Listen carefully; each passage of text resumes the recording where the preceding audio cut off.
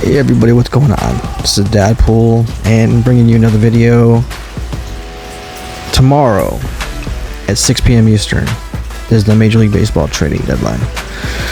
And it's that time of year where speculation and guessing games are always happening.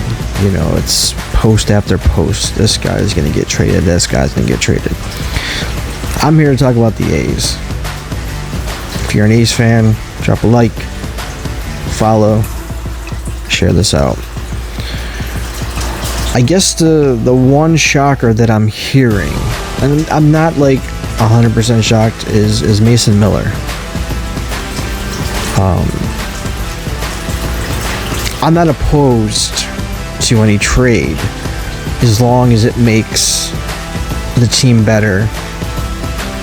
Now, it doesn't have to be like instantaneous for the future, because obviously the A's are building for Vegas.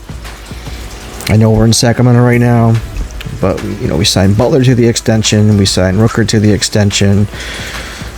We have rookies like Wilson and Kurtz, Denzel Clark, Shea Langoliers. Those guys, I think, are for the most part untouchable. You can also throw in maybe Max Muncy once he gets back from the injured list. I think for the most part, those players, are going to be in Vegas 2028 when the A's start the season there, when they move. But players like Mason Miller, it's crazy. His journey is kind of interesting. And if anyone doesn't know his story, definitely look it up. It's something that I hold. I can relate to, being diabetic and experiencing the same thing that he experienced when he first found out as a youngster. It's definitely an inspiring story. But I'm not opposed to a trade if we can shore up some pieces that we need, and we all pitching.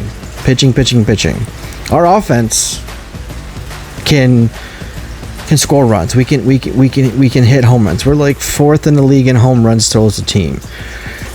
Fortunately, I think 50% of our runs scored are based on home runs. So if we don't hit the long ball, we're not scoring no runs. That's gotta improve.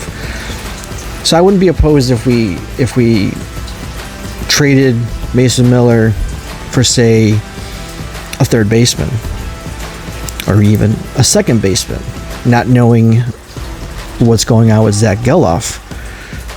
He was injured, came back, struggled, went back down to Vegas. With the Jacob Wilson injury, I believe just rest him for this year. Let him get healed. He's our future. Let's not jeopardize that. Denzel Clark, same thing, hamstring injury. He's on path for a Gold Glove in center with the plays that he makes and that he has made. He's a future. He's the center fielder. But players like Urshela and Duhar, Arias, Newcomb, even Michael Kelly, those are all players that I think are going to be targeted tomorrow. It's sometime before tomorrow. Even a guy like Tyler Soderstrom, who I absolutely was rooting for back in 2023 when him and Gelof came up. We had just missed him. We were in Boston, and he was called up the week after the All-Star break. And he's been thrown into the mix. He was a catcher, then he went to first base. Now you see him in the outfield, and yes, he's made some blunders in the outfield, which cost some games. That just goes to lack of experience in that position. But I could see them moving Soderstrom because of our farm system. We have a deep core of players that are excelling, not only in like Lansing, Stockton, even Midland, but in Vegas as well. So I could see him but again, make the move. It's gotta help our team in the future. We're not buying or selling for this year. Obviously, that stretch of 1-20 diminished our chances of the playoffs. I really had high hopes for this team. I think I had them win the division, 87 games, which wasn't unheard of. If that stretch of losing 20-21 did not occur, we'd be a playoff team right now, in the mix, probably buyers at the market. And I had predicted that we would probably maybe look at Alex Bohm as the third baseman option. But obviously now the season didn't go the way that a lot of us expected.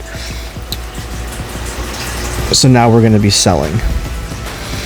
So just be on the lookout for, teams that need a closer. Obviously, Cleveland needs a closer. I heard the Dodgers are looking at Mason Miller. The Padres are looking at Mason Miller.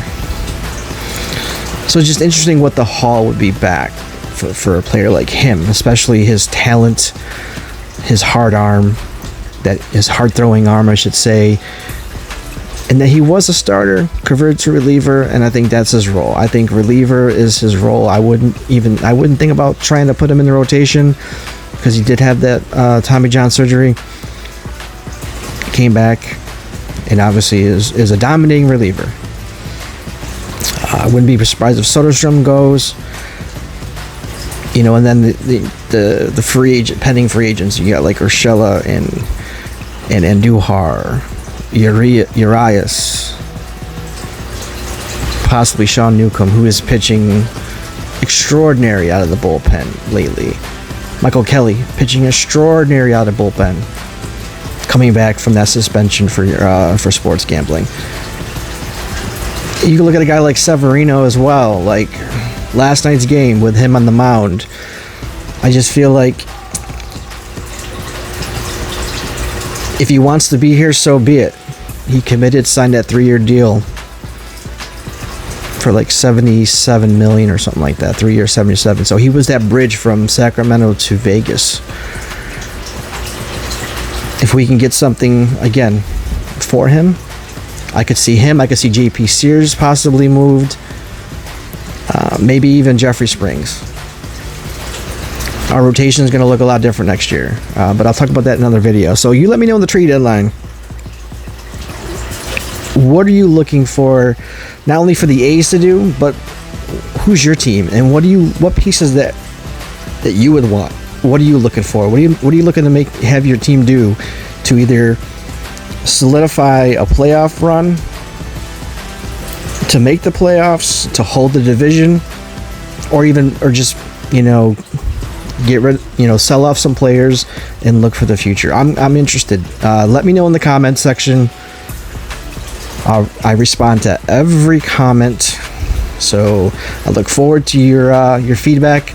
Again, like, share, follow, and thanks for listening. Have a great day and be safe.